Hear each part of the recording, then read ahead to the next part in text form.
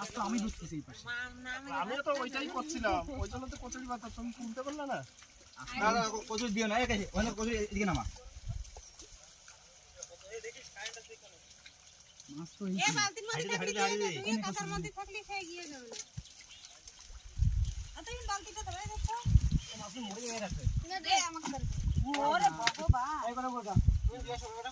এই বুকটা রাখেন গেটের মধ্যে রেখে দাদা মানালো সেই মাছটা কাটে আগে ধুইয়া তারপর মাছ দাদা কচুরি পানি দিতে হবে, এদিকে দাও, কেটে দাও কেটে দাও এদিকে দিতে হবে, নিচে দিতে হবে। কেটে ঢালো উপরে নিয়ে একটা কিছু দেবা এই যে একটা মাছ এতে ফেলবো। ওইটা উপরে নাও, উপরে নিয়ে জল দাও, জল দিয়ে মাছ করো। নাও নাও নাও নাও আরে বাচ্চা এটা কাকার ধরে দে। না না এই সবগুলোর ভিডিও কর। এই যে এই দিক দিয়ে ধরলি তো পাইবি সমস্যা, তো ওই দিক দিয়ে ধরে আসবে না।